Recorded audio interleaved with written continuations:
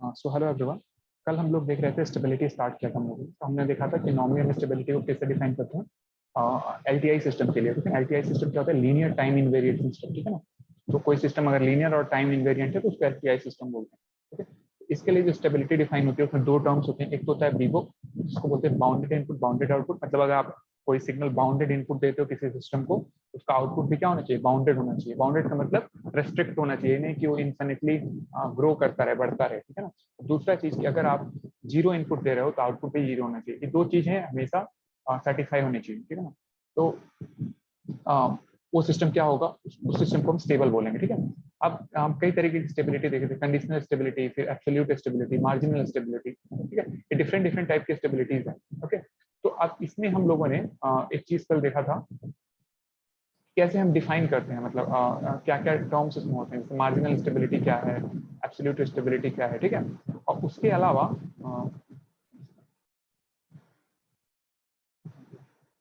हम लोगों ने और भी चीजें देखी थी कि हम कितने टेक्निक्स हैं हमारे स्टेबिलिटी डिटरमिन करने के। ठीक है, कि कैसे हम, जैसे हमने डिस्कस किया था कल कि रूट हर्विट क्राइटेरिया एक होता है जिसके थ्रू हम स्टेबिलिटी को डिफाइन करते हैं। ऐसे रूट लोकस होता है, बोडे प्लॉट होता है, नेक्विस्ट प्लॉट होता है। तो डिफरेंट डिफरेंट टाइप्स के होते हैं, मतलब टेक्निक्स होती हैं जिसके थ्रू हम स्टेबिलिटी को कैलकुलेट कर सकते हैं किसी भी सिस्टम के, कोई सिस्टम स्टेबल है कि नहीं है। ठीक है, अब हमारे जो सिलेबस में है ना, जो मेन हम लोग के जो सिलेबस में है स्टेबिलिटी, वो है आपका रूथ हर्विट्ज क्राइटेरियन। ठीक है ना। क्या है आपका?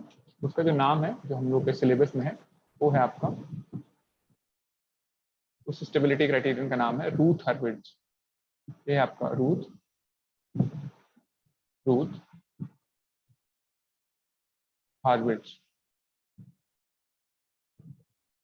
हर्विट्ज कैपिटल में लिख दिया, रूथ हर्विट्ज। इसको क्राइटेरियन बोलते हैं बेसिकली। इन्होंने क्राइटेरिया दिया था कि क्राइटेरियन। ठीक है, तो डिफरेंट डिफरेंट मतलब कुछ क्राइटेरिया हैं जिसके थ्रू आप किसी भी सिस्टम को बता सकते हो। उसके अलावा मैंने बताया था कि पोल जीरो प्लॉट में देख के ना बता सकते हो। जैसे बेसिकली क्या होता है, अगर आपका पोल है, कोई पोल आपका left half of the S plane like कर रहा है, तो वो आपका सिस्टम क्या होता है? स्टेबल होता है। ठीक है ना। राइट हाफ में अगर लाइक करता है किसी भी सिस्टम को, कोई भी पोल, एक भी पोल अगर राइट हाफ में लाइक करता है तो सिस्टम क्या होगा? अनस्टेबल होगा। या फिर अनस्टेबल होने का एक और कंडीशन है कि अगर आपके जे ओमेगा एक्सिस से, यानी ऑरिजिन पे या फिर जे ओमेगा एक्सिस से आपके रिपीटेड पोल्स है, मतलब एक ही जगह पे दो पोल्स हैं, उस केस में भी आपका जो सिस्टम क्या होगा? अनस्टेबल सिस्टम के कैटेगरी में आएगा। ठीक है, अभी हम बात करने वाले हैं रूथ हर्विट्ज क्राइटेरियन की बात करने वाले। ठीक है, अब एक क्वेश्चन दिमाग में उठेगा कि आखिर जब हमको पता है कि with the help of Routh Hurwitz, मतलब सॉरी, पोल जीरो प्लॉट, हम किसी भी सिस्टम को मतलब बता सकते हैं कि वो सिस्टम स्टेबल है कि नहीं, तो हम रूथ हर्विट्ज पे क्यों जा रहे हैं? ठीक है, सपोज करो कि मैं आपको कोई, मान लो ऐसे दे देता कोई सिस्टम। ठीक है, मान लो एक एग्जांपल में दे रहा हूँ, एक एग्जांपल दे रहा हूँ, कोई एग्जांपल ले लेते हैं हम लोग एग्जांपल के तौर पे। कोई सिस्टम है, जैसे मान लो उसका ट्रांसफर फंक्शन है C of S divided by R of S. ठीक है ना। अच्छा, जो C of S divided by R of S लिखता हूँ, ये क्लोज लूप के लिए बात कर रहा हूँ। ठीक है, क्लोज लूप का ट्रांसफर फंक्शन कुछ ऐसे है, दिया हुआ है। जैसे मान लो ऊपर दिया है ऐसे 4s प्लस 3, और नीचे क्या है? S cube plus 4s cube 4s square plus 3s plus 4 ऐसे करके। ठीक है, अब इसके रूट्स निकालने पड़ेंगे तुमको इन ऑर्डर टू डिटरमाइन कि इसका जो स्टेबल है कि नहीं सिस्टम। ठीक है ना। तो इसको रूट्स निकालने के लिए क्या करना होगा? इसको फैक्टर करना पड़ेगा। ठीक है, इसको करना पड़ेगा फैक्टर। फैक्टर करने के लिए तुमको टाइम लगेगा। ठीक है, इसको हम न्यूमेरिकली कैसे सॉल्व करें, इसके लिए रूथ हर्विट्ज क्राइटेरिया है। ठीक है ना। तो उसके लिए आपको फैक्टर निकालना नहीं पड़ेगा। यही ए भी हो सकता था, ये भी पॉसिबिलिटी हो सकती थी कि एस क्यूब ना होकर S5 का टर्म आ जाए, तो बहुत टाइम लग जाएगा आपको। ऐसे S5 plus 4 into S4 plus 3s square, ऐसा कोई पॉलिनोमियल बन जाए। ठीक है ना, 2s प्लस 4। अब मैं इसको कहूँ कि इसको फैक्टर करो, तो फैक्टर करोगे तभी इसके रूट्स निकलेंगे। एस के कि एस के 5 वैल्यू होंगे, तो एस के कौन कौन से वैल्यू होंगे, तो इसको फैक्टर करने में काफी टाइम लग जाएगा आपको। ठीक है, उसको, उस चीज को सिंप्लीफाई करने के लिए ये रूथ हर्विट्ज क्राइटेरिया है। ठीक है, तो रूथ हर्विट्ज क्राइटेरिया में क्या होता है कि ये सारे जो इक्वेशंस है ना जो हम बता रहे हैं, ठीक है, जैसे मैं आपको बोलूं एक सिस्टम का एक और एग्जांपल ले लेते हैं। ठीक है, एक सिस्टम का और एग्जांपल ले लेते हैं। जैसे मान लो कोई बहुत सिंपल सिस्टम है, तो आप देख के बता सकते हो कि वो आपका सिस्टम स्टेबल है कि नहीं। ठीक है, तो जैसे मान लो मैं एक लिख दूं C S divided by R S. ठीक है, अब लिख दूं ऐसे 3 अपॉन एस प्लस 2 और एस प्लस 3। अब आपसे पूछें स्टेबल है कि नहीं सिस्टम, तो आप देख के बता दो कि स्टेबल सिस्टम है। क्यों? क्योंकि दोनों रूट आपके किधर लाइक करेंगे, देखो एक एस इक्वल टू -2 पे और दूसरा एक एस इक्वल टू -3 पे। ठीक है, दोनों क्या होंगे आपके left half of the S plane है, ठीक है ना। तो जब left half of the S plane है यानी कि क्या होगा, आपका सिस्टम स्टेबल होगा, ठीक है। तो उसके इस केस में तो बहुत जरूरी नहीं है, लेकिन रूथ हार्विट्ज क्राइटेरिया ना अदर केसेस में बहुत इंपॉर्टेंट हो जाता है, जब पॉलिनोमियल का ऑर्डर बहुत ज्यादा हो, जैसे मान लो 3 है, 4 है, 5 है, उस केस में आप फैक्टर को निकाल नहीं पाओगे कि आप एक एक चीज का फैक्टर उसको निकालो, ठीक है ना। उस केस में आपका एक प्रॉब्लम क्रिएट करेगा, ठीक है ना। तो उसके लिए हमारे पास रूथ हर्विट्ज क्राइटेरिया, ठीक है। तो इसको स्टडी क्यों करते हैं, क्लियर होना चाहिए आपके माइंड में, ठीक है। क्योंकि हमारे पास ऑलरेडी टेक्निक्स तो हैं, लेकिन वो टेक्निक्स बहुत ही मतलब इनएफिशिएंट हो जाते हैं अगर हमारे पास जो कोई प्रैक्टिकल सिस्टम आ गया, तो उस केस में हम इसको नहीं बता पाते, ठीक है। तो इसका पर्पज क्या है, सबसे पहले देख लेते हैं जो रूथ हर्विट्ज क्राइटेरिया ना, इसका पर्पज क्या है ना, पर्पज, ठीक है। तो रूथ हर्विट्ज क्राइटेरिया का पर्पज क्या है, सबसे पहला पर्पज क्या है, जो फर्स्ट पर्पज है हमारा, कौन सा पहले, जो फर्स्ट पर्पज है वो क्या है कि टू फाइंड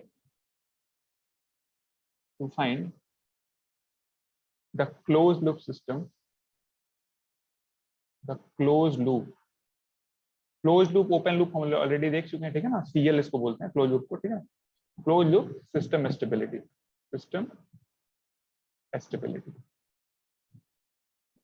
तो क्या होता है, इसके थ्रू आप किसी भी क्लोज लूप सिस्टम की स्टेबिलिटी के बारे में पता लगा सकते हो, ठीक है। पहला तो ये पर्पज है। दूसरा पर्पज क्या है, second purpose, if to find, आप इसे और क्या पता कर सकते हो, to find the number of closed loop poles, closed loop poles, ठीक है ना। क्लोज्ड लूप पोल्स का मतलब क्या है, जब हम transfer function closed loop system का निकालते हैं ना, तो उसमें कितने पोल्स हैं, ठीक है ना, कितने पोल्स हैं, क्लोज्ड लूप पोल्स हो गए, lies in the right half of S plane, या फिर left half of S plane, या फिर ऑरिजिन,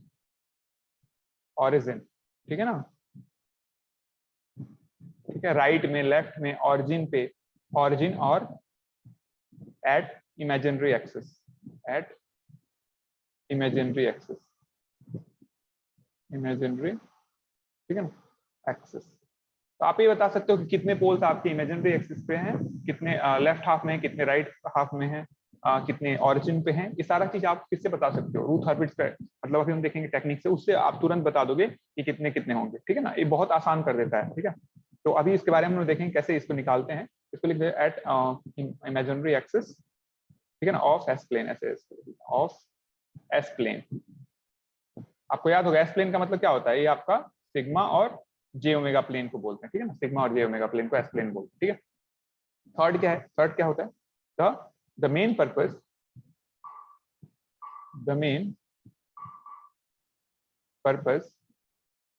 ऑफ, इसको मैं आर एच लिख दे रहा हूँ, ठीक है ना। रूथ हर्विट्ज का मतलब आर एच, ठीक है ना। Routh Hurwitz criteria is to find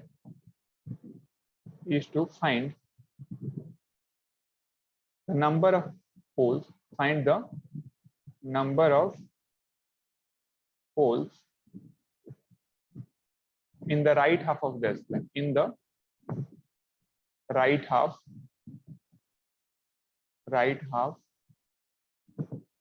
of the S plane, ठीक है ना।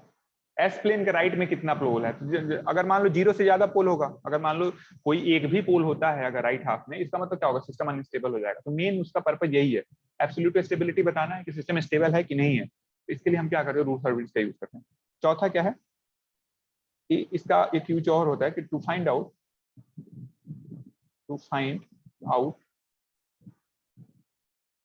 द रेंज ऑफ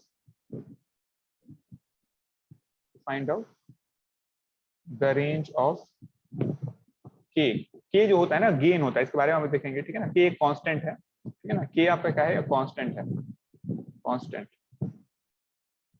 ठीक है ना। To find out the range of K, ठीक है, के क्या है यहाँ पे, कांस्टेंट है, फॉर मार्जिनल स्टेबल सिस्टम,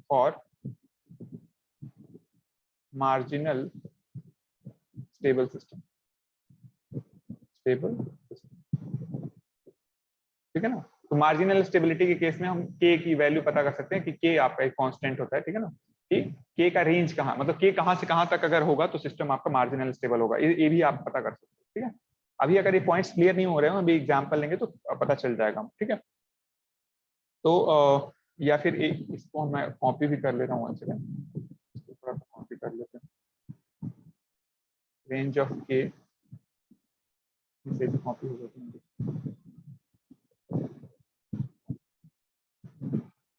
ठीक है। To find out the range of K और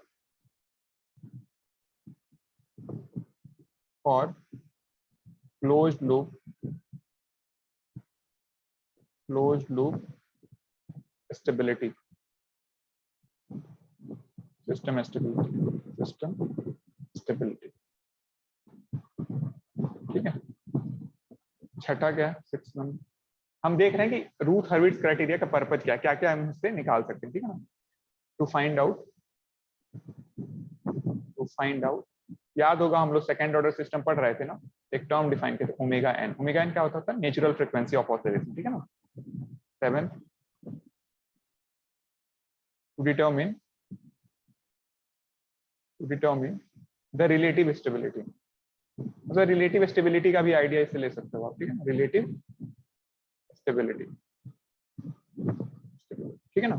तो ये आपका ये सारी चीजें हम पता कर सकते हैं, ठीक है। लेकिन ध्यान दो, ये किसके लिए है, एक क्लोज लूप सिस्टम के लिए है, ध्यान रखना, ये ओपन लूप सिस्टम के लिए नहीं है। तो जब भी हम बात करेंगे ना, क्लोज लूप सिस्टम का मतलब क्या होता है, क्लोज लूप सिस्टम क्या होता है, क्लोज लूप सिस्टम आपका ऐसे होता है, क्लोज लूप सिस्टम क्या होता है आपका, ऐसे कुछ होगा, ऐसे करके, ठीक है ना, ऐसे कुछ होगा। मैं तो ये यूनिटी फीडबैक ले लिया हूँ एक्चुअल में, इसमें आप यहाँ पे वेट मिटा ही देता हूँ, कंफ्यूजन हो जाएगा नहीं तो आपको। मैं क्लोज लूप सिस्टम एक्चुअल वाला बना दे रहा हूँ, ठीक है। क्लोज लूप सिस्टम का मतलब यहाँ पे आपका ऐसा होगा, ठीक है, ऐसे। ये आपका होता है जी ऑफ एस, ये होता है आपका एच ऑफ एस, ठीक है ना, ऐसे। और यहाँ पे आपका नेगेटिव फीडबैक, ये आपका है पॉजिटिव, ये आपका समर, यहाँ पे क्या मिलता है आपको, टी ऑफ एस, और यहाँ पे मिलता है आपको, यहाँ इनपुट क्या देते हो, आर एफ एस देते हो, ठीक है ना, ऐसे करके, ठीक है। अब देखो, अब मैं इससे पूछूं, एक ऐसा सिस्टम है आपका क्लोज लूप सिस्टम है, ठीक है। अब ध्यान से देखो, हम जो हमेशा जो इसमें स्टेबिलिटी डिफाइन करेंगे ना, वो किसके लिए करेंगे, ये चीज बहुत इंपॉर्टेंट, ध्यान से देखना। इसमें जो स्टेबिलिटी डिफाइन करते हैं ना, हम किसकी बात करते हैं, हम लोग बात करते हैं क्लोज्ड लूप स्टेबिलिटी की, क्लोज्ड लूप की, ठीक है ना, क्लोज लूप की बात करते हैं। तो क्लोज लूप बात करेंगे तो उसमें अगर हम C S upon R S निकालें, C S divide by R S, तो क्या आता है, ऐसे सिस्टम में C S divided by R S का क्या होता है वैल्यू, ये होता है आपका सिंपल, ऊपर क्या होता है जी ऑफ एस, नीचे क्या होता है 1 plus G of S H of S, ठीक है ना। ये क्या है आपका, किसका आउटपुट है, क्लोज लूप सिस्टम का है, मतलब जो ट्रांसफर फंक्शन है, ठीक है ना, G of S divided by 1 plus G of S H of S, ठीक है। मैंने क्या बताया था, जो हमेशा मैं किसकी पोल की बात करूंगा, मैं जो क्लोज, मैं हमेशा, जैसे क्या होता है, मैंने क्या बताया था कि स्टेबिलिटी में हम क्या देखते हैं, पोल्स रिस्पॉन्सिबल होते हैं, पोल्स, ठीक है ना, पोल्स रिस्पॉन्सिबल होते हैं। और पोल्स किसका, क्लोज लूप पोल्स, कौन से पोल्स, क्लोज्ड लूप के। अब क्लोज लूप डिफाइन कैसे है, क्लोज लूप डिफाइन इस वाले इक्वेशन से है, इस वाले इक्वेशन से, ठीक है। अब इसका अगर पोल हमको देखना होगा, तो पोल के लिए हम क्या करते हैं, डिनोमिनेटर को जीरो कर देते हैं, याद होगा पोल कैसे निकालते हैं, जो नीचे वाला टर्म होता है उसको, ये वाले टर्म को जीरो कर देंगे, तो कैसे जीरो होगा, ये हो जाएगा 1 plus G of S H of S equal to 0, ठीक है ना। तो हम जब भी हम रूथ हर्विट्ज क्राइटेरिया अप्लाई करेंगे ना, उसमें ये एंश्योर करेंगे, हम इसको जीरो करेंगे, ये वाली चीज, ठीक है, 1 plus G of S H of S equal to 0, यहां से हमारा सारा चीज निकलेगा, ठीक है ना। इसी इक्वेशन का नाम होता है, इसको बोलते हैं हम लोग कैरेक्टरिस्टिक्स इक्वेशन, इसी को बोलते हैं हम लोग कैरेक्टरिस्टिक्स इक्वेशन, ठीक है। 1 plus G of S H of S equal to 0 को कैरेक्टरिस्टिक्स इक्वेशन बोलते हैं, ठीक है। जैसे मान लो, जैसे मैं आपको दे दूं ऐसे करके एग्जाम्पल ले लेते हैं, ठीक है ना। एग्जाम्पल में क्या ले लूं, जैसे मान लो कोई सिस्टम है, एक क्लोज लूप सिस्टम है, ठीक है, सीएल मैंने लिखा क्लोज लूप को, और उसमें जो है आपका, उसमें जो है जी ऑफ एस की जो वैल्यू है, जी ऑफ एस है वो है 1/s+2। ठीक है, ऐसे फिर एक और टर्म ले लो, s+3 भी ले लो, ठीक है ना, ऐसे मान लो 1/s+2 s+3। और एच ऑफ एस है वो कितना है, 1 है। तो मैं देखो जब डिफाइन करूंगा ना इस सिस्टम को, तो कैसे डिफाइन करूंगा, अगर मेरे को इसका कैरेक्टरिस्टिक्स इक्वेशन लिखना होगा, देखो दो तरीका है। पहले तो इसका मैं अगर सोल्यूशन लिखूं, सोल्यूशन मैं किसकी बात करने जा रहा हूं, ध्यान से समझो इस चीज को। मैंने क्या बताया कि हम लोगों को रूथ हर्विट्ज क्राइटेरिया अगर अप्लाई करना है तो सबसे पहले सिस्टम को क्या करना पड़ेगा, मेरे को ये चीज निकालनी पड़ेगी, CSF डिवाइडेड बाय RFS। ठीक है, लेकिन मैं क्या काम कर सकता हूँ, मेरा जो असली काम है, स्टेबिलिटी कैसे पता चलती है, स्टेबिलिटी हमको केवल डिनोमिनेटर देख के पता चल जाती है। डिनोमिनेटर को मैं देखूंगा, अगर डिनोमिनेटर से जितने पोल आएंगे उनको देख लूंगा तो मेरा काम बन जाएगा ना। अगर पोल मैं चेक कर लूंगा कि लेफ्ट हाफ मेरा ये कर रहा है कि राइट हाफ मेरा ये कर रहा है, तो वहां से मेरा काम बन जाएगा। तो एक तो तरीका है कि मैं पूरा लिखूं इसको, GS/1 + GSSS लिखूं ऐसे, इसका मतलब एक GS लिखूं और पूरा इस इक्वेशन को उसमें फिट करूं। और दूसरा तरीका क्या है, ठीक है, तो चलो पहला तरीका देख लेते हैं क्या है। इसमें अगर मेरे को CFS निकालना हो, इसमें देखो निकालना हो CFS डिवाइडेड बाय RFS निकालना हो, क्या होता है ये आपका, होता है GFS divided by 1 + GFS HFS, यही होता है। ठीक है ना, अब इसमें अगर रखूंगा तो वैल्यू रखूंगा तो क्या आ जाएगा, देखो ऊपर आ जाएगा 1/s+2 s+3। ठीक है, नीचे क्या आ जाएगा, नीचे आ जाएगा 1 + 1/s+2 s+3 और मल्टीप्लाइड बाई 1, क्योंकि HS की वैल्यू 1 है। ठीक है ना, अब इसको फिर से सॉल्व मैं करूँ कितना हो जाएगा, ये हो जाएगा ऊपर तो 1 हो जाएगा, नीचे ऐसे मैं लिख दूंगा। देखो नीचे वाले दोनों ये ना कैंसिल हो जाएंगे, ये जो s+2 s+3 है ना ऊपर नीचे कैंसिल हो जाएंगे और इससे ये मल्टीप्लाई हो जाएगा साथ साथ में। मैं एक डायरेक्ट स्टेप लिख दे रहा हूँ, ये हो जाएगा आपका s+2, एक से मल्टीप्लाई होगा तो क्या हो जाएगा s+2 और ये हो जाएगा s+3 और प्लस कितना आ जाएगा +1।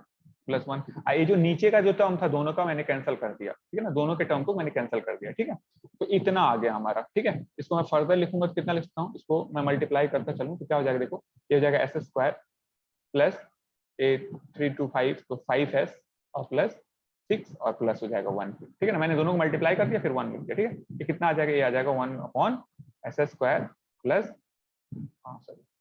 5s plus 7। ठीक है ना, अब मेरा ये चीज आ गया, ये मेरा क्या है, CFS divide by RFS।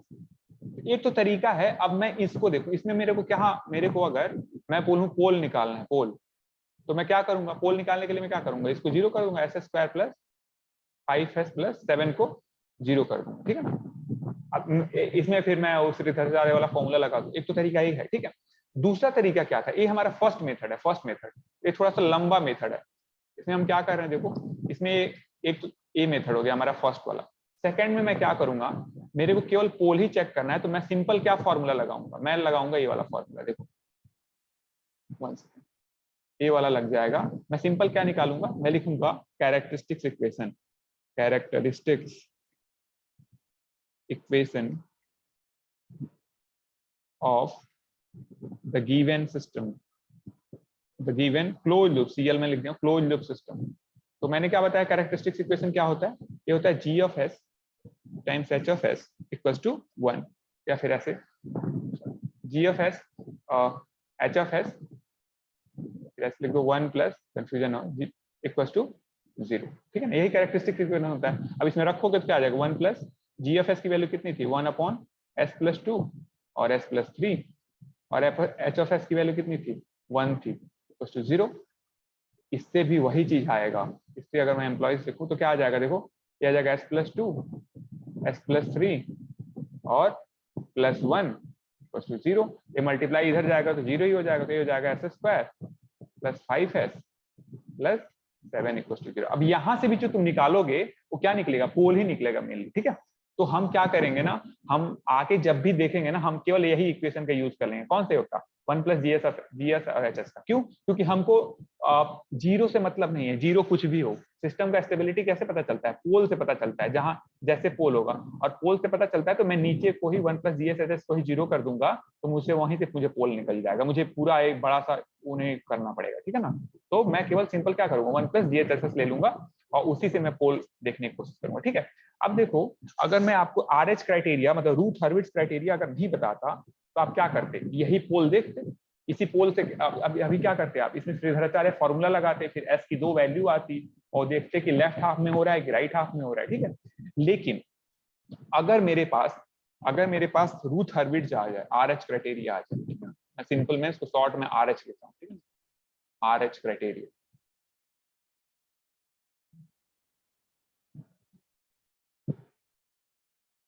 RH criteria, ठीक है ना। उस केस में क्या होगा, देखो सबसे पहले हम RH क्राइटेरिया में क्या करते हैं, सबसे पहले क्या है ना कि हम एक जनरल फॉर्म बना लेते हैं, ठीक है ना, क्योंकि मुझे पता नहीं है एस का पावर कितना है। तो जैसे मान लो कि कोई आप कैरेक्टरिस्टिक्स इक्वेशन है, कैरेक्टरिस्टिक्स इक्वेशन का मतलब क्या है, कैरेक्टरिस्टिक्स इक्वेशन का मतलब ये है 1 plus G of S H of S to 0 करोगे सबसे पहले, ठीक है ना।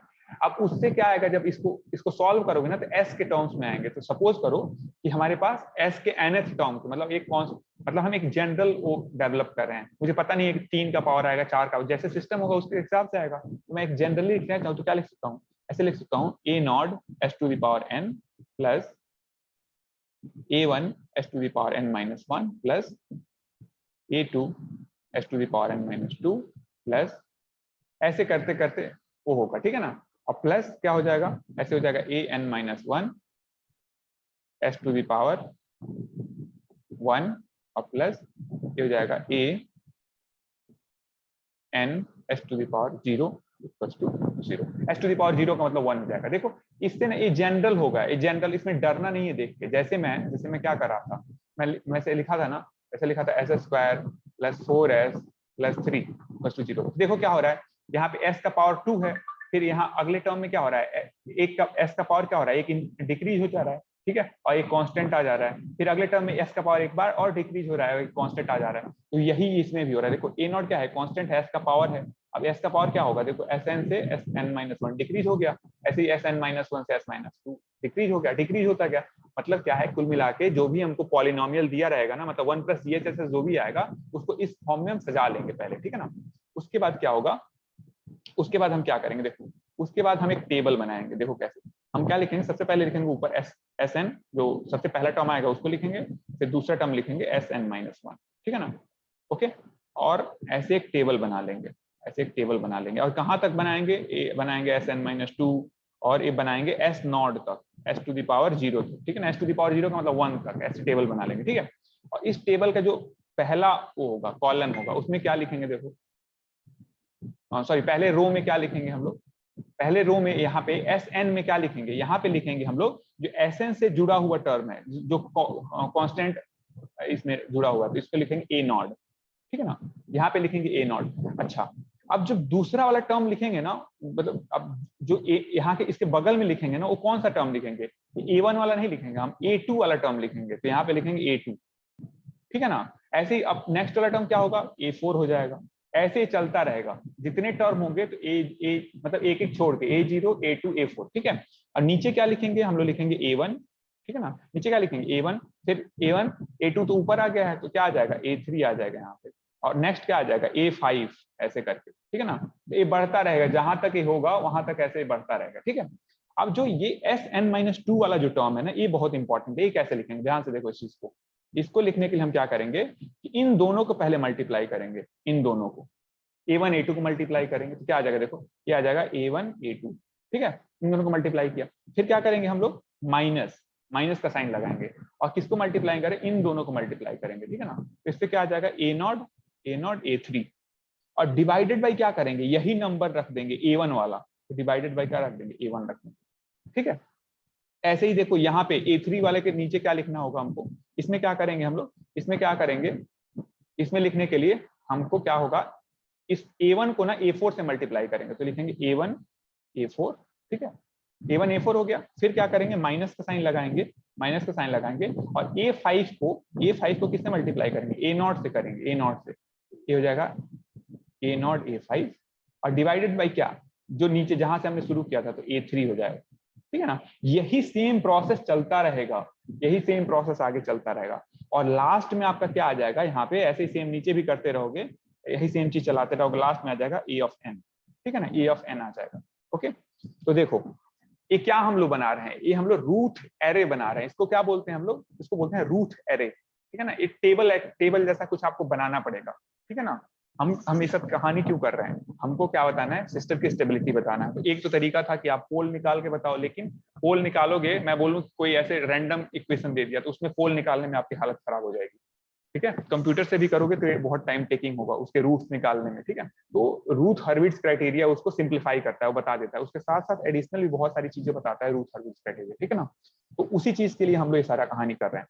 अभी मैं एग्जाम्पल से एकदम क्लियर हो जाएगा कि हम कहना क्या चाह रहे हैं, ठीक है। पहले अभी बने रहो कि कैसे हम कैलकुलेट करते हैं, बस ये चीज ध्यान रखना, टेबल कैसे बनाते हैं। अभी हम एक एग्जाम्पल लेंगे, ठीक है, तो उससे आपको बहुत सारी चीजें में क्लैरिटी आएगी कि कैसे क्या करते हैं, ठीक है। अब देखो, मान लो कि हमारे पास टेबल बन गया। टेबल बनाने की कहानी कैसे होगी, सबसे पहले मैंने बताया कि जो जो तुम्हारा ये टर्म होगा, जैसे S to the power N के साथ जो भी कोएफिशिएंट होगा उसको रखेंगे, वो उसको हमने ए नॉट बना लिया। फिर S to the power N minus one के साथ टर्म क्या है, ए वन है। ए नहीं कि इसको करेंगे आप, इसमें हमेशा दो का जंप होगा, ए नॉट होगा, फिर ए टू होगा, ए फोर होगा, ठीक है ना। उसके नीचे वाले में क्या होगा, ए वन होगा, ए थ्री होगा, ए फाइव होगा, ऐसे सजाएंगे, ठीक है। अब इसका कैलकुलेशन कैसे होगा, S to the power N minus two के नीचे सामने वाले टेबल का वो कैसे होगा, क्या करेंगे, ए वन ए टू को मल्टीप्लाई कर देंगे, minus A not a three को कर देंगे, फिर क्या करेंगे, ए वन ए फोर को कर देंगे, और फिर ए फाइव ए नॉट को कर देंगे, और डिवाइडेड बाई ए थ्री, ठीक है ना। अब ऐसे ही मान लो कि आगे होता, सपोज करो आगे होता, यहाँ पे भी होता कुछ, मान लो कि ऐसे लिखा है ना, ए सिक्स होता मान लो, तो क्या करते हैं हम, अगर मान लो कि ऐसे होता आगे करके, तो जैसे हमने क्या किया है वैसे ही हम लोग मतलब वही सेम प्रोसेस चलता जाता, और कहां तक चलेगा, एन तक चलेगा, नीचे तक, ठीक है। तो ये हमने सपोज करा टेबल बना लिया, ठीक है। अब देखो टेबल तो बन गया, अब टेबल से हम स्टेबिलिटी कैसे निकालेंगे, ठीक है ना। तो इसमें पॉइंट्स क्या क्या है, नोट करो इसको, बहुत इंपॉर्टेंट नोट। पहला चीज, ठीक है, पहला चीज क्या है, नोट, इसको मैं ग्रीन से लिखता हूँ, ठीक है। पहला चीज क्या है कि ऑल कोएफिशिएंट कोएफिशिएंट का मतलब क्या, जो मल्टीप्लाई हो रहे हैं, ये जितने आपके ए नॉट है ना, जैसे ए नॉट है, ए वन है, ए टू है, ए थ्री है, ये सारे क्या है आपके कोएफिशिएंट्स हैं, कोएफिशिएंट्स हैं, ठीक है ना। इसको क्या बोलते हैं, कोएफिशिएंट्स बोलते हैं, ठीक है। तो all coefficient in the first column, in the first column, ठीक है ना, should have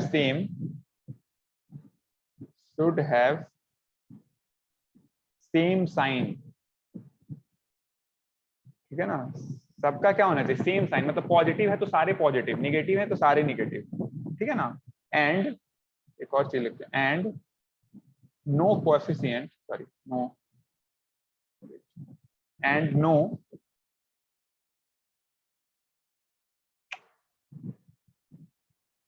no coefficient should be zero, should be zero in the first column, in the first column, ठीक है ना। पहली बात तो क्या होना चाहिए, स्टेबल सिस्टम के लिए, अगर सिस्टम हमको स्टेबल है तो क्या होना चाहिए, स्टेबल के केस में क्या होना चाहिए कि सारे कोएफिशिएंट फर्स्ट कॉलम में उनका साइन क्या होना चाहिए, सेम होना चाहिए, ठीक है। अगर पॉजिटिव है तो सारे पॉजिटिव, निगेटिव है तो सारे निगेटिव, ठीक है। दूसरा चीज क्या है इसमें होना चाहिए कि पहले कॉलम का मतलब क्या है, इसमें पहले कॉलम में कोई भी जीरो नहीं होना चाहिए, इसमें कोई भी नंबर है ना वो जीरो नहीं होना चाहिए फर्स्ट कॉलम में, ठीक है। तो दो चीजें होनी चाहिए, किसकी बात हो रही है, स्टेबल सिस्टम। तो सिस्टम अगर स्टेबल होगा तो ये चीज होगा। दूसरा क्या है, दूसरा ही बहुत इंपॉर्टेंट है, वो क्या है, दूसरा कि the number of sine changes, the number of sine changes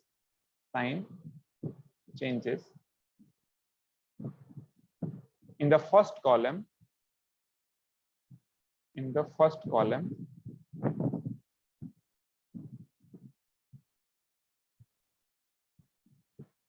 equals to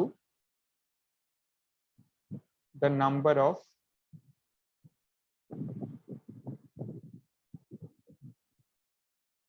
right half poles, ठीक है ना।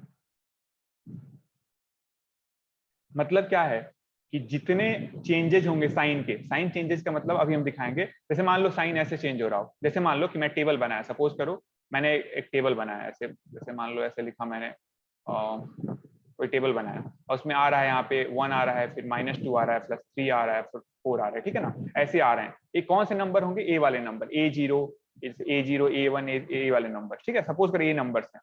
अब मैं पूछूं इसमें से कितने साइन, पहले बताओ, ये देख के बता सकते हो कि स्टेबल है कि नहीं सिस्टम? नहीं स्टेबल है। क्यों? क्योंकि देखो इसमें सेम साइन नहीं है, 1 का साइन अलग है, 1 का साइन ए पॉजिटिव है, ये आपका क्या है? पॉजिटिव है, ये आपका निगेटिव है, ये पॉजिटिव है, ये पॉजिटिव है, मतलब क्या है? सारे सेम साइन नहीं है, यानी सिस्टम क्या है? अनस्टेबल है। अब लेकिन मैं पूछूं कि कितने पोल आपके राइट हाफ में है भाई, क्योंकि सिस्टम स्टेबल अनस्टेबल है, इसका मतलब क्या होगा? पोल्स जो होंगे आपके सिस्टम के वो कहाँ? राइट हाफ में तो जरूर होंगे, तो कितने होंगे? तो कितने पोल कैसे काउंट करोगे कि कितने साइन चेंजेस हो रहे हैं? तो साइन चेंज कैसे कैलकुलेट होगा? पहला साइन कहाँ चेंज क्या हुआ? पहले प्लस था, प्लस से माइनस में गया है, एक साइन चेंज, फिर माइनस से प्लस में आया है, 2 साइन चेंज। मतलब क्या होगा? अगर किसी सिस्टम का रूट है रे पहला 1 -2 3 4 आ रहा है, इसका मतलब क्या है? उस सिस्टम में कितने राइट हाफ पोल्स हैं? 2 राइट हाफ पोल्स हैं। आप देख के बता सकते हो, ठीक है ना, आपको कहानी वो सब करने, वो क्या नाम, पोल जीरो प्लॉट करने की जरूरत नहीं पड़ेगी, ठीक है ना। ये बड़ा इंपॉर्टेंट सा वो है, ठीक है। अब देखो इसका जादू देखते हैं हम लोग, तुरंत आप देख के बता दोगे। जैसे मान लो एक कोई हम एग्जाम्पल लेते हैं, वेट, एक एग्जाम्पल लेते हैं, एग्जाम्पल, ठीक है। तो सबसे पहले एग्जाम्पल लेते हैं हम लोग। जैसे मान लो मैं आपसे बोल दूं, दिया है किसी सिस्टम में g of s equals to 1 upon s plus 2 s plus 4 मान लो, ठीक है। और h of s दिया है, h of s equals to दिया है से s प्लस 1 दिया है मान लो, ठीक है, ऐसे दिया है, ठीक है। अब देखो, अब इसका सोल्यूशन निकालते हैं हम लोग, इसमें क्या होगा सोल्यूशन। इसमें क्या करना है हमको पता करना है, इसमें क्वेश्चन पूरा कर लेना आप। इसमें क्या पता करना है? Determine the close loop stability. Close loop का मतलब CL स्टेबिलिटी, ठीक है ना। मतलब बताना है आपको कि सिस्टम स्टेबल है कि नहीं, ठीक है ना। तो सबसे पहले आप क्या करोगे? सबसे पहला काम, फर्स्ट काम क्या करोगे? सबसे पहले लिखोगे कैरेक्टरिस्टिक्स इक्वेशन, कैरेक्टरिस्टिक्स इक्वेशन लिखोगे, ठीक है ना। कैरेक्टरिस्टिक इक्वेशन कैसे लिखते हैं? 1 प्लस GSHS इक्वल्स टू 0, ठीक है। कैरेक्टरिस्टिक इक्वेशन आपने लिख दिया, 1 प्लस GSHS इक्वल 0 लिख दिया, ठीक है। तो इससे क्या हो जाएगा? ये हो जाएगा 1 प्लस GS की वैल्यू कितनी है? 1 upon S plus 2 S plus 4 और HS की वैल्यू कितनी है? S plus 1 equals to 0। इसको सॉल्व कर लेते हैं जल्दी से, तो क्या आ जाएगा देखो, और इसको कैसे हो जाएगा? एक क्रॉस मल्टीप्लाई होगा तो क्या आ जाएगा ऊपर? S प्लस 2, ये हो जाएगा S प्लस 4 और प्लस ऊपर तो S प्लस 1 है ही, तो S प्लस 1 टोटल का डिवाइडेड बाई कितना हो जाएगा? S plus 2 S plus 4 equals to 0। ये आ गया। अब देखो नीचे वाले तो सारे उधर चले जाएंगे तो 0 हो जाएगा, ये तो मल्टीप्लाई 0 से होगा, 0 हो जाएगा, तो क्या बचेगा ऊपर? S plus 2 S plus 4 plus S plus 1 equals to 0। इसको मल्टीप्लाई कर दो, क्या आ जाएगा देखो, पहले इन दोनों को मल्टीप्लाई करोगे तो क्या आएगा? ये आ जाएगा S स्क्वायर प्लस 4 2 6, तो 6S प्लस 4 2 8, ये हो जाएगा 8 और प्लस हो जाएगा S प्लस 1 इक्वल्स टू 0। और क्या लिखते हैं हम लोग देखो, S स्क्वायर प्लस 6S और ये यहाँ पे S है, तो ये हो जाएगा 7S प्लस 8 1 कितना होता है? 9 इक्वल्स टू 0। ये हमारे पास आ गया। अब मैं क्या करूंगा? इसका रूट टेबल बनाऊंगा, ठीक है ना, रूट टेबल बनाऊंगा। तो कैसे बनेगा RS टेबल? तो RS टेबल में बनाता हूँ। तो देखो सबसे पहले मैं क्या लिखूंगा? S स्क्वायर लिखूंगा, फिर क्या लिखूंगा? मैं लिखूंगा S और फिर लिखूंगा S टू द पावर 0, ठीक है, ऐसे बनाऊंगा, सॉरी टेबल बना दूंगा। अब एस स्क्वायर में कौन सा टर्म लिखूंगा? देखो एस स्क्वायर का कोएफिशिएंट क्या है? एस स्क्वायर के साथ क्या मल्टीप्लाई है? 1, तो मैं यहाँ लिख दूंगा 1, चेंज कर लेता हूँ, यहाँ लिख दूंगा मैं 1, ठीक है। अब देखो, अब एस स्क्वायर वाला तो हो गया, अब अगला टर्म क्या है? एस टू द पावर 1 वाला, तो ये वाला हम नहीं लेंगे, उसके अगले वाला लेंगे, एस टू द पावर 0। तो एस टू द पावर 0 वाला टर्म क्या है? 9 है, तो 9 लेंगे, ठीक है, मेरी बात समझे। यहाँ पे हम लोग क्या किए थे, देखो एक टर्म छोड़ के लिया गया है। यहाँ पे क्या था, हम A0 लिए हैं, A0, और फिर हम A1 नहीं लिए हैं, A2 लिए हैं, ठीक है ना, अगले वाले उसका हम A2 लिए हैं, ठीक है ना। ऐसे ही SS स्क्वायर है, हम पहले 1 लिए, ठीक है ना। अब ठीक है, पहले 1 ले लिया हमने, और दूसरा टर्म क्या करेंगे, एक तरीका और है, सुनो, अगर आपको कंफ्यूजन हो रहा हो ना, तो दूसरा तरीका है जो मैं बता रहा हूँ। एक तरीका है कि एस स्क्वायर के साथ क्या लिखा हुआ है, 1 लिखा हुआ है, तो आपने एस स्क्वायर के साथ 1 लिख दिया। अब एस के साथ क्या लिखा हुआ है, ध्यान से देखो, एस के साथ क्या लिखा है, एस के साथ लिखा है 7, यहाँ 7 लिखोगे, ठीक है। अब नीचे वो कंटिन्यू करते नहीं जाना, बस 2 ही लिखना है, ठीक है। अब बाकी का बीच वाला जो है ना, मतलब सॉरी, ये जो लास्ट वाला है यहाँ पे रख दोगे, ठीक है। तो ये आपका रूट टेबल बन गया, ठीक है। देखो टेबल में कितनी एंट्री होगी वो किससे डिफाइन होगा, इसमें कितनी एंट्री की हमने, 1 2 3, और इसमें कितने कोएफिशिएंट है, 3 कोएफिशिएंट। जितने जितने कोएफिशिएंट होंगे, एक कोएफिशिएंट यहाँ पे 1 है, 1 से मल्टीप्लाई किए हो, दूसरा कोएफिशिएंट 7 है, और तीसरा कोएफिशिएंट 9 है, उतनी एंट्री होगी। A1 है, 9 है और 7, ठीक है ना, बस 3 कोएफिशिएंट 3 एंट्री, ठीक है। तो ये चीज आपको ध्यान रखना है। अब मेरे को क्या कैलकुलेट करना है, मेरे को ना एस नॉट का कैलकुलेट करना है। एस नॉट का क्या कैलकुलेट करना है, कोएफिशिएंट। तो कैसे होगा, मैंने तरीका क्या बताया था, मैंने तरीका बताया था कि हम क्या करते हैं, क्रॉस मल्टीप्लीकेशन करते हैं। ध्यान से देखो, क्रॉस मल्टीप्लीकेशन कैसे, क्रॉस मल्टीप्लीकेशन होगा, ये होगा, हम 7 से 9 को पहले मल्टीप्लाई करेंगे, तो कितना हो जाएगा, 7 × 9, ठीक है। अब ये क्या करते हैं, इधर से ऐसे मल्टीप्लाई करते हैं, तो इधर तो 0 है, इधर तो कुछ है ही नहीं, तो 0 है, 0 से मल्टीप्लाई करोगे क्या आ जाएगा, 0। और डिवाइडेड बाई क्या होता है, जिस नंबर जिससे शुरू किए हैं वही वाला नंबर, तो ये आ जाएगा 7, ठीक है ना। तो इसको अगर मेरे को लिखना हो तो कितना हो जाएगा, 63, और डिवाइड बाई 7, 9 ही आ गया, 9 ही आ गया। तो कुल मिला के इसको मैं यहाँ पे क्या लिख दूंगा, 9 लिख दूंगा। यहाँ पे मैं सीधे 9 लिख दूंगा। ये समझ में आ गया कि नहीं, पहले देखो ये 9 कहाँ से आया है, यहाँ पे मैं 9 लिख देता हूँ। क्यों आया है, देखो 9 इसलिए आया है कि हमने क्या किया है, पहले 7 × 9 किया है, और यहाँ पे 0 कुछ है नहीं, तो 0 होगा, तो प्लस क्या हो जाएगा, 0 × 1, ऐसे मल्टीप्लाई करोगे तो 0 × 1, और डिवाइडेड बाई कितना, 7, तो ये तो 0 हो गया, और 7 × 9 डिवाइडेड बाई 7, तो 7 कैंसिल, 9 बच गया, तो 9 हमने लिख दिया, ठीक है ना। तो ये कहानी है, किसकी कहानी है, रूट टेबल की, ठीक है। अब मैं आपसे पूछूं इसमें से कि एक चीज बताओ कि इसमें कितने साइन चेंजेज हो रहे हैं। आप क्या देखोगे, सबसे पहला फर्स्ट कॉलम देखोगे, फर्स्ट कॉलम, तो फर्स्ट कॉलम कौन सा है, फर्स्ट कॉलम है आपका,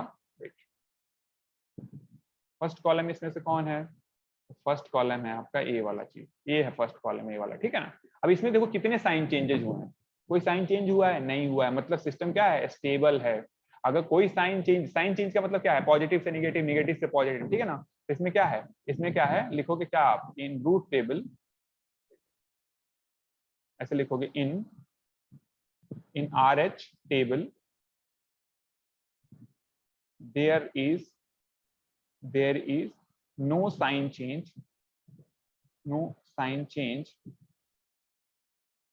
in the first column, या फिर ये भी लिख सकते हो कि 0 साइन चेंज, मतलब नंबर ऑफ, पूछा जाए कि इसमें कितने साइन चेंज हुए, तो 0 हुए, क्योंकि कोई हुआ ही नहीं, तो 0, ठीक है। तो इसलिए क्या है, सिस्टम क्या है, स्टेबल है। क्या है, सिस्टम स्टेबल है, सिस्टम क्या है, स्टेबल है। अच्छा, एक और चीज आपसे पूछा जाए कि अगर मान लो मैं पूछता इसमें से कि इसमें कितने जो आपके पोल्स हैं वो left half, sorry right half में लाई कर रहे हैं। अगर आपसे पूछा जाता है कि कितने पोल्स आपके right half of the S plane lie कर रहे हैं, तो इसका आंसर क्या होगा, इसका आंसर होगा राइट हाफ में क्या हो रहा है, एक भी नहीं करेगा, 0, मतलब 0 नंबर ऑफ साइन चेंज है, तो यानी 0 पोल्स लेफ्ट और राइट हाफ में लाई कर रहा है, ठीक है। ये चीज हमेशा आपको याद रखना है, ओके। ये तरीका है निकालने का। अभी हम लोग बड़े थोड़े से उस टाइप के सिस्टम्स का भी करेंगे। जैसे मान लो एक और एग्जांपल करते हैं, जल्दी से एक और एग्जांपल करते हैं, ठीक है। एक एग्जांपल करते हैं हम लोग, जैसे मान लो लिखा है s+10, ऐसे लिखा है s+10 = 0। अच्छा, मैं ना डायरेक्ट लिख रहा हूँ, सुनो, मैं ना डायरेक्ट ऐसे इसकी वैल्यू दे रहा हूँ, कैरेक्टरिस्टिक्स इक्वेशन दे रहा हूँ। ऐसे लिखा हुआ है 1 + GSHS = ऐसे दिया हुआ है s+10 दिया हुआ है, और पूछा जा रहा है कि ये सिस्टम स्टेबल है कि नहीं, ठीक है ना। उसमें डायरेक्ट आपको कैलकुलेट करने की जरूरत नहीं, दिया ही है, ठीक है ना। तो इसका अगर सोल्यूशन आप निकालोगे तो कैसे निकलेगा, आप सिंपल क्या करोगे, इसका रूट टेबल बनाओगे, ठीक है ना। तो रूट टेबल कैसे बनेगा, सबसे पहले हो जाएगा s, और उसके बाद हो जाएगा s⁴0, ठीक है। अब s का कोएफिशिएंट कितना है, 1 है, ठीक है, s का कोएफिशिएंट कितना है, 1 है, और इधर तो कुछ होगा नहीं क्योंकि अगला वाला जैसे क्या होगा एस का कॉफिशिएंट, ठीक है। उसके बाद जैसे ये हो क्या रहा है, ए ऐसे कुछ है, ए है ए, सपोज कर ऐसे लिखा हुआ ए नॉट एस प्लस, या फिर ऐसे ऐसे लिखा हुआ A one S plus A naught S to the power 0 equals to 0 है, ऐसे करके है सिस्टम, ठीक है ना, ऐसे करके। इस सिस्टम में मैं पूछूं, सही से लिख लेता हूं, इक्वल्स टू 0 करके है। इस सिस्टम में क्या है आपका, पहला तो s का कोएफिशिएंट 1 हो गया। अब जो नेक्स्ट कोएफिशिएंट होता है ना, इस लाइन में नेक्स्ट कोएफिशिएंट होता है, तो बीच का एक छोड़ के होता है, एक छोड़ के तो कुछ है ही नहीं ना, मतलब इसके आगे तो कुछ है नहीं, उसको 0 मतलब इसको छोड़ के, आई थिंक कंफ्यूज हो जाओगे। देखो मैं क्या कह रहा हूँ, s प्लस 10 को मैं क्या लिख सकता हूँ, इसको लिख सकता हूँ मैं ना a1s ऐसे करके प्लस a0, ठीक है ना, इक्वल्स टू ऐसे a1s प्लस a0, ठीक है। अब देखो मैं जब रूथ हार्विट्ज क्राइटेरिया को डिफाइन कर रहा था, मतलब उसमें तो क्या कर रहा था मैं, पहला जो कोएफिशिएंट है a1, तो a1 को मैंने लिख दिया, ठीक है ना, a1 को लिख दिया। उसके बाद जो इस वाले रो में मैं क्या लिख रहा था, बीच वाले को छोड़ के नेक्स्ट पे जंप जो यहाँ कर रहा था, तो यहाँ की वैल्यू क्या है 0, तो इसलिए मैं यहाँ पे कुछ नहीं लिखा हूँ, ठीक है ना। अब क्या होगा दूसरे वाले में एस नॉट में क्या लिखूंगा मैं, जो ए नॉट वाला है, ए नॉट वाला टर्म क्या है 10 है, ए नॉट वाला 10। अब ये बताओ मैं पूछूं आपसे, मैं पूछूं आपसे ये सिस्टम स्टेबल है क्या अनस्टेबल है। मैं ऐसे तो आप देख के पहले ही बता देते, लेकिन अगर हमको आरएच क्राइटेरिया से बताना हो तो क्या है, इसमें कोई साइन चेंज है क्या, आप क्या चेक करोगे कि साइन चेंज मतलब पॉजिटिव से निगेटिव और निगेटिव से पॉजिटिव इसमें है, तो नहीं है, कोई साइन चेंज नहीं है, मतलब क्या है सिस्टम स्टेबल है, स्टेबल।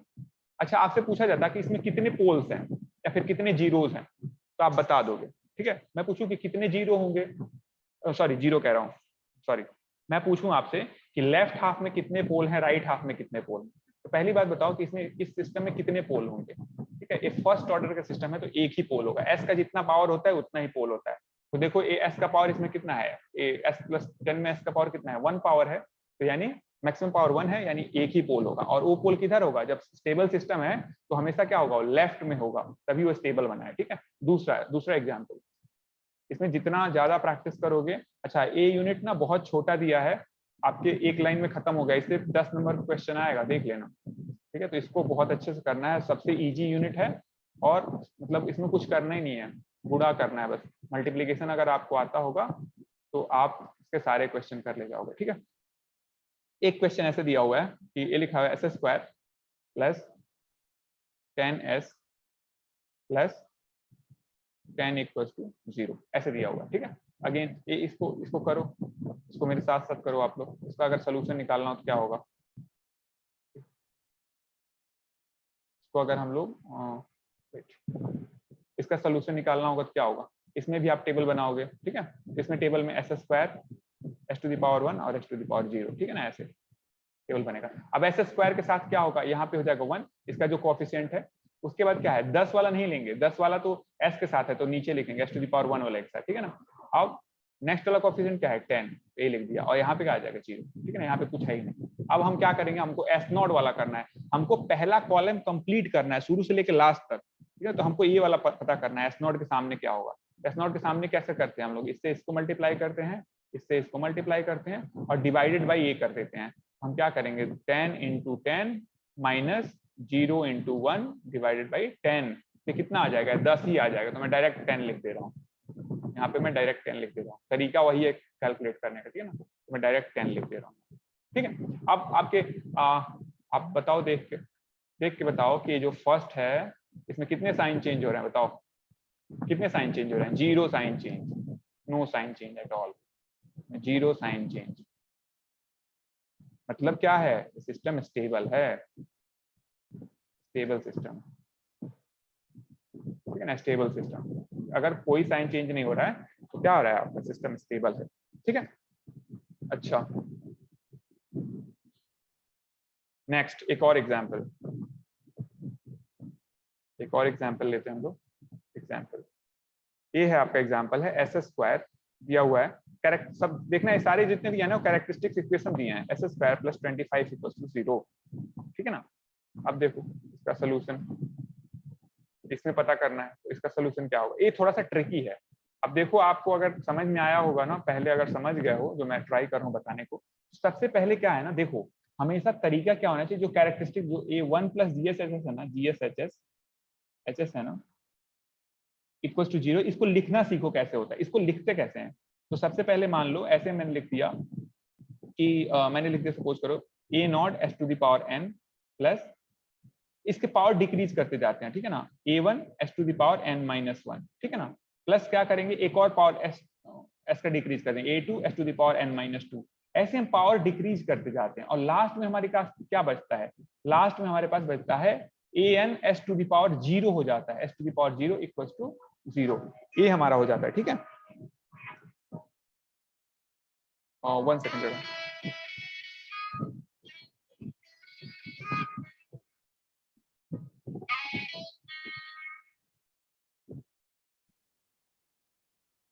ठीक है। तो सबसे पहले तो इस सीक्वेंस में आपको सजा लेना है उस चीज को, ठीक है, ध्यान से देख लो, ये बहुत इंपॉर्टेंट है, इसी में गलती होती है।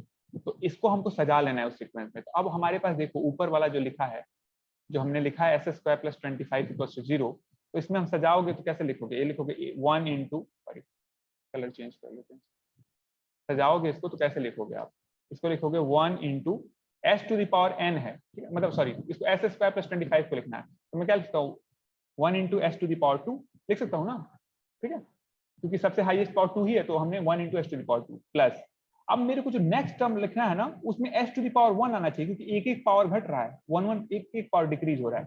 तो अगर S टू द पावर 1 आना चाहिए, लेकिन इसमें S to the power n तो 1 तो है ही नहीं, तो हम क्या करेंगे, 0 से मल्टीप्लाई कर देंगे, तो हम लिखेंगे 0 into S to the power 1। समझो इस चीज को क्यों इसका लिखने का मतलब है, ठीक है ना, 0 से मल्टीप्लाई करेंगे, हमेशा इसी फॉर्म में लिखना है, प्लस अब S का एक और पावर कम कर देंगे, ठीक है, S का एक और पावर कम करेंगे तो S टू द पावर 0 हो जाएगा, मतलब क्या लिखेंगे, तीसरा टर्म, तो हो जाएगा 25 into S to the power 0। ये अब एक्चुअल में हुआ, ऐसे हम लिख लेंगे, ठीक है ना, जो हमारा S to the power A था हमारा S square plus 25 equals to 0, वो एक्चुअल में ऐसे लिखोगे। अब तुम टेबल बनाओगे तो गलती नहीं होगी, अब टेबल बनाओ, S स्क्वायर फिर S टू द पावर 1 फिर S टू द पावर 0, ठीक है, अब टेबल बनाओ। अब टेबल बनाओगे अगर आप, देखो ध्यान से, तो टेबल बनाओगे तो S स्क्वायर में क्या होता है, S स्क्वायर के सामने क्या क्या टर्म आते हैं, क्या आएगा, जो एक तो जो कोएफिशिएंट मल्टीप्लाई होगा तो एक तो आ जाएगा 1, और दूसरा क्या आएगा, जो इसके आगे वाला टर्म है वो आएगा, ठीक है ना, बीच वाला नहीं आएगा, इसके आगे आगे वाला क्या टर्म है, 25 है, 25, ठीक है ना, ये आ गया। अब मैं पूछूं कि S टू द पावर 1 वाला टर्म क्या है, तो देखो S टू द पावर 1 के साथ क्या कनेक्टेड है भाई, 0, यहाँ आ जाएगा 0, ये देखो बहुत इंपॉर्टेंट है, ठीक है ना, ये आ गया 0, ठीक है। अब देखो आपको याद होगा कि मैंने क्या बताया था कि पहले कॉलम में अगर 0 आ गया तो सिस्टम स्टेबल तो है नहीं भाई, वो सिस्टम क्या है, स्टेबल है ही नहीं, ओके। तो अब पता करना हो कि यहाँ का S टू द पावर 0 वाला टर्म क्या होगा इसका, तो क्या करोगे आप, इससे इसको मल्टीप्लाई करोगे, इससे इसको मल्टीप्लाई करोगे, ठीक है ना। तो हमको अगर मल्टीप्लाई 0 से 25 को अगर आप करते हो तो क्या आ जाएगा, 0 से 25 अगर मल्टीप्लाई आप करते हो तो 0 आ गया, 1 से 0 को मल्टीप्लाई करते हो 0, तो 0/0 का फॉर्म आ जाएगा, वो गड़बड़ हो जाएगा। तो इसमें आप नहीं बताओगे, तो जैसे ही ए वाला चीज अगर आपका 0 आता है, ठीक है ना, अगर 0 आ गया, इस सिस्टम को क्या बोलते हैं हम लोग, इस सिस्टम को बोलते हैं मार्जिनली स्टेबल, मार्जिनली स्टेबल, इस सिस्टम को हम लोग क्या बोलते हैं, मार्जिनली स्टेबल, ठीक है। अब इसके नेक्स्ट ये जो नीचे वाला है ना, इसको हम निकाल सकते हैं, अभी हम लोग वो टेक्निक सीखे नहीं है, बाद में इसको देखेंगे, अभी बताऊंगा मैं कि कैसे निकालते हैं। लेकिन सिस्टम क्या है, इसमें एक 0 आ गया ना बीच में, तो इसके लिए क्या हो गया, मार्जिनली स्टेबल सिस्टम हो गया, स्टेबल मतलब पूरा स्टेबल नहीं है। मार्जिनली स्टेबल सिस्टम का मतलब क्या होगा, कि कोई सिस्टम ऐसा होगा जिसका जो पोल होगा ना, इस ऐसे लाइक कर रहा होगा, ऐसे, ठीक है ना, मतलब किसी एक्सिस पे, जे ओमेगा एक्सिस पे लाइक कर रहा होगा, ठीक है, इसको बोलते हैं मार्जिनली स्टेबल सिस्टम, ठीक है। तो ये चीज इंपॉर्टेंट है बहुत ज्यादा समझना, ठीक है ना, मार्जिनली स्टेबल सिस्टम। ये सिस्टम क्या होगा, आपको याद होगा, ये मार्जिनली स्टेबल सिस्टम ना हमेशा क्या होता है, ऑसिलेट करता रहता है। तो जो ऑसिलेटर होता है ना आपका, वो क्या होता है, मार्जिनली स्टेबल सिस्टम होता है। और मैं पूछूं इसका फ्रीक्वेंसी ऑफ ऑसिलेशन क्या है ना, तो फ्रीक्वेंसी ऑफ ऑसिलेटर ना आप इजीली कैलकुलेट कर सकते हो, ठीक है ना। ये जो मतलब देखो ध्यान से, इसका मैं पूछूं कि फ्रीक्वेंसी ऑफ ऑसिलेशन क्या है, जैसे लिखा है, ये लिखा है SS square plus 25 equals to 0 है, ठीक है ना। अब मैं पूछूं, एक मैंने क्या बताया, मार्जिनली स्टेबल है, मतलब पूरा स्टेबल है, स्टेबल है ही नहीं है, देखो तीन तरीके के होता है, एक तो अनस्टेबल सिस्टम होता है, एक स्टेबल होता है, एक होता है मार्जिनली स्टेबल, ठीक है ना। तो अब मैं पूछूं कि मार्जिनली स्टेबल सिस्टम क्या होता है, वो हमेशा ऑसिलेट करता है, तो मैं पूछूं कि कितने किस फ्रीक्वेंसी ऑसिलेट करेगा, तो आप क्या लिखोगे, एस इक्वल टू क्या रख दो, जे ओमेगा रख दो सिंपल, ठीक है ना। जो भी हमको फ्रीक्वेंसी निकालना है तो S equal to J omega रख दो, तो रखोगे तो क्या आ जाएगा, जे ओमेगा का स्क्वायर प्लस 25 इक्वल टू 0, ये आ जाएगा।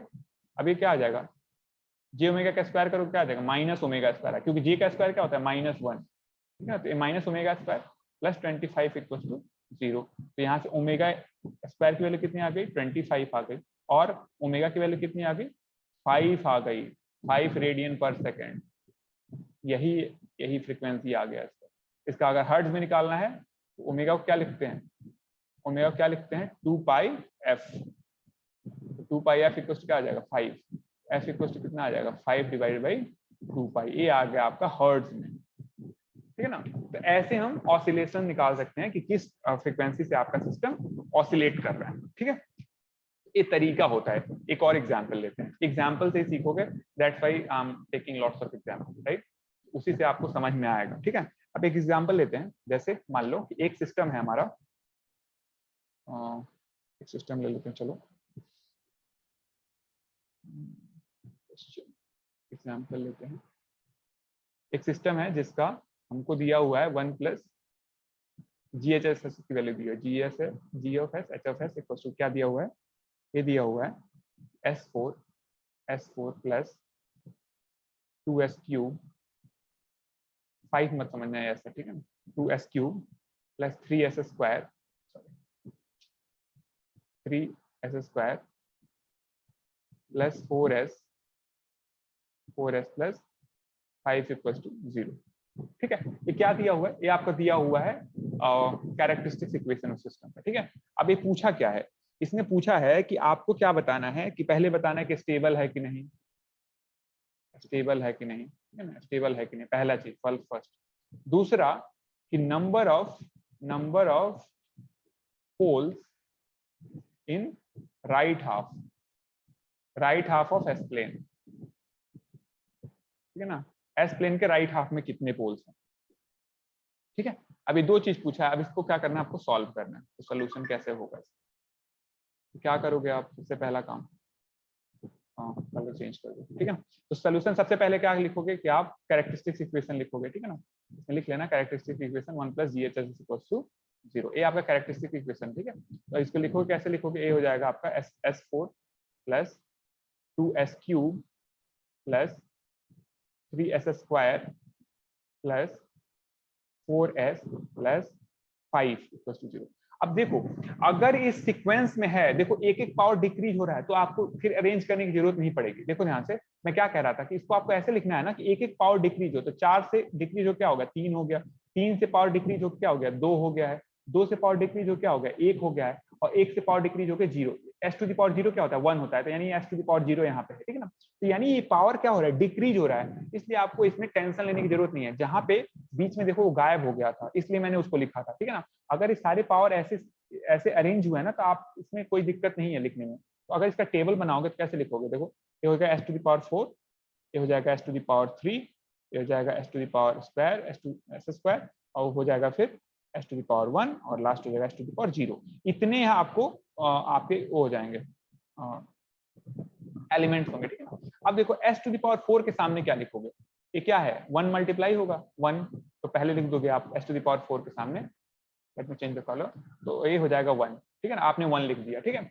अब देखो बीच वाला दूसरा टर्म छोड़ दोगे, आप कहाँ जाओगे, 1 वाला हो गया, अब आप क्या करोगे, बीच वाला छोड़ के नेक्स्ट पे जाओगे, नेक्स्ट क्या है 3, तो 3 आपने लिख दिया, फिर बीच वाला छोड़ के फिर नेक्स्ट पे जाओगे, तो क्या है टर्म 5, तो 5, ठीक है ना, 3 टर्म हो गए, ठीक है। अब क्या बचा, नीचे वाले में क्या लिखोगे, तो स्टार्ट करोगे 2 लिखोगे। अब क्या करोगे, 2 के बाद कहाँ जाओगे, एक टर्म छोड़ के जाओगे, तो कहाँ जाओगे 5, तो 4 पे जाओगे 4। अब इसके बाद एक टर्म छोड़ के जाओगे तो कहाँ जाएगा, कुछ है ही नहीं, तो ये 0 हो जाएगा, तो यहाँ पे 0 हो जाएगा, ठीक है ना। इतनी आपकी एंट्री, मतलब इस पे आप कुछ लिखोगे भी नहीं तब भी चलेगा, ठीक है ना। यहाँ पे 0 जहाँ पे लिखा हूँ वहाँ पे आप कुछ भी नहीं लिखते तब भी चलेगा, ठीक है ना। क्योंकि मैंने क्या बताया था कि एंट्री कितनी होनी है, कि जितने इसमें कॉफिशिएंट होंगे, तो कितने कॉफिशिएंट है, 1 है, 2 है, 3 है, 4 है, 5 है, तो एंट्री कितनी होगी 1 2 3 4 5, ठीक है। अब आपको निकालना क्या है, आपको यहाँ एस स्क्वायर का कोएफिशिएंट निकालना है, फिर S1 का निकालना है, फिर S0 के सामने वाला, ये सारे कोएफिशिएंट निकालने हैं, ठीक है। अब निकलेगा कैसे, मैंने क्या तरीका बताया था, तरीका मैंने बताया था, ध्यान से समझो, ए इसको इससे मल्टीप्लाई करेंगे, इसको इससे मल्टीप्लाई करेंगे, डिवाइडेड बाई 2 कर देंगे। तो देखो, तो माइनस करके, ठीक है ना, तो 2 - 3 कितना होता है, सॉरी 2 3 जा कितना होता है 6, 2 3 जा होता है आपका 6, लिखेंगे 6 माइनस 4 1 जा 4, तो 4 और डिवाइडेड बाई कितना लिख देंगे 2, इतना हो गया ना, ठीक है। अब यहाँ के नेक्स्ट वाला क्या होगा, यहाँ पे नेक्स्ट वाला क्या होगा, अब मैं मल्टीप्लाई करूंगा 2 5 जा कितना होता है, 2 5 जा कितना होता है, देखो 2 5 जा कितना होता है 10, ठीक है 10, और 1 0 जा 0, तो a - 0 और डिवाइडेड बाई कितना हो जाएगा 2, ठीक है ना। मैंने कैसे मल्टीप्लाई किया होगा, देखो ध्यान से, ये मैंने मल्टीप्लाई कैसे किया, ये मल्टीप्लाई ऐसे किया, 2 5 जा 10 और 0 5 जा 1, ठीक है ना। और मल्टीप्लाई और डिवाइडेड बाई कितना, जिस नंबर से हम मल्टीप्लाई करें उसी से डिवाइड करेंगे, ठीक है ना, मतलब जिससे स्टार्ट किए थे, तो 2 से स्टार्ट किए थे, 2 से हमने, ठीक है, इतना आ गया। ओके, अब ध्यान से देखो, 6 - 4 डिवाइडेड बाई 2 क्या लिखता हूँ मैं, 6 - 4 डिवाइडेड बाई 2 के जगह पे मैं क्या लिखता हूँ, 6 में से 4 गया 2, तो 2 डिवाइडेड बाई 2 तो 1, इसको मैं सिंपल मिटा के 1 लिख दे रहा हूँ, ठीक है ना। आप कॉपी में मिटाओगे नहीं, आप स्पेस छोड़ के वहीं पे 1 = 1 लिख देना, ठीक है ना, बड़ा बड़ा से आप बनाना। यहाँ पे मैं क्या लिखता हूँ, 10 - 0 डिवाइडेड बाई 2, इसको क्या लिखता हूँ मैं 5 लिख सकता हूँ, ठीक है ना, तो मैं डायरेक्ट 5 लिख दे रहा हूँ, ठीक है ना, 5, ये मैंने कैलकुलेट कर, ठीक है। अब आ गया हमारा इतना कैलकुलेशन हो गया। अब हम S1 निकालना है, S1 के सामने वाला, तो अगेन मैं वही फॉर्मूला लगाऊंगा, इसको इससे मल्टीप्लाई, इसको इससे मल्टीप्लाई, तो क्या करूंगा मैं, 1 4 जा 4 और 5 2 जा 10, तो -10 और डिवाइडेड बाई 1, जिससे हमें A1 से स्टार्ट किया था, तो 1, ठीक है। अब देखो, अब नेक्स्ट हम कैसे कैलकुलेट करेंगे, ये तो ये आपका आ गया, ठीक है ना। अब नेक्स्ट कैसे होगा, तो हम क्या करेंगे, इसको इससे मल्टीप्लाई करते और इस 2 को यहाँ से मल्टीप्लाई करते, तो यहाँ तो कुछ है ही नहीं, दोनों 1 से 0 से मल्टीप्लाई कर 0 और 2 को 0 से करोगे तो 0 और डिवाइडेड बाई 1, तो ये तो 0 ही आएगा, यानी यहाँ कुछ नहीं आएगा, ठीक है ना, यहाँ जो होगा आपका 0 ही आएगा, ठीक है ना, मेनली 0 ही आएगा, ठीक है। तो इसको लिखो चाहे ना लिखो, बात बराबर है। और 4 - 10 डिवाइडेड बाई 1 को क्या लिखता हूँ मैं, 4 - 10 डिवाइडेड बाई 1 को 4 में से 10 गया कितना होगा -6, ये हम लिख देंगे यहाँ पे -6, ठीक है, -6 हो गया। ओके, आप देखो, अब हमको S0 वाला कैलकुलेट करना है, तो अगेन तरीका वही, ठीक है ना, 5 में -6 में 5 से -6 में मल्टीप्लाई करो, क्या आ जाएगा -30 आ गया, फिर 1 में 0 से मल्टीप्लाई करोगे तो कितना आ जाएगा 0, -30 - 0 और डिवाइडेड बाई -6, ठीक है ना, क्योंकि जहां से स्टार्ट करते हैं वही नंबर लिखते हैं, तो कितना आ जाएगा, देखो ये आ जाएगा, माइनस से माइनस का कैंसिल हो जाएगा, 30 डिवाइड बाई 6 कितना आ जाएगा 5 आ जाएगा, तो सिंपल यहाँ पे हो जाएगा 5, ठीक है ना, ये हो जाएगा आपका 5, ठीक है। अब मैं आपसे पूछूं, इसको मैं ना हटा दूं, बहुत सारा इन सबको हटा देता हूँ, ठीक है। अब मैं आपसे सिंपल सा पूछूं, अगर आपसे ये पूछूं कि इसमें कितने साइन चेंजेस हुए हैं, बताओ इसमें कितने साइन चेंजेस हुए हैं,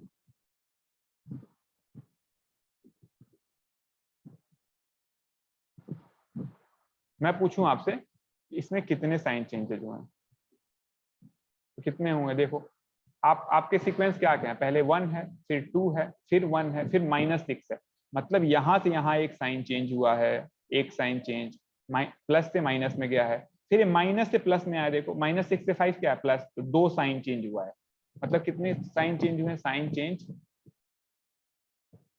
चेंज कितना हुआ है 2 हुआ है, 2, तो जब साइन चेंज 2 हुआ है तो नंबर ऑफ राइट हाफ पोल कितना होगा 2 होगा, ठीक है ना। तो आपके 2 राइट हाफ पोल हैं, ठीक है ना, तो 2 राइट हाफ पोल हैं। अब मैं पूछूं कि लेफ्ट हाफ में कितने पोल हैं, आपको पता है कि सिस्टम किस ऑर्डर का है, देखो S⁴ है, तो इसमें कितने पोल होंगे, टोटल 4 पोल होंगे, तो जब 2 पोल राइट हाफ में है तो 2 पोल लेफ्ट में होंगे, तो आपका लेफ्ट हाफ में कितने पोल हो जाएंगे 4, टोटल पोल 4 है, -2 हो जाएगा 2, ऐसे निकालते हैं, ठीक है, ये तरीका है निकालने का। ओके, अब नेक्स्ट टर्न पे हम और भी केसेस देखेंगे, ठीक है, जो आई होप समझ में आएगा थोड़ा बहुत, मैं फिर इसको स्टॉप कर, चलो ओके, थैंक यू।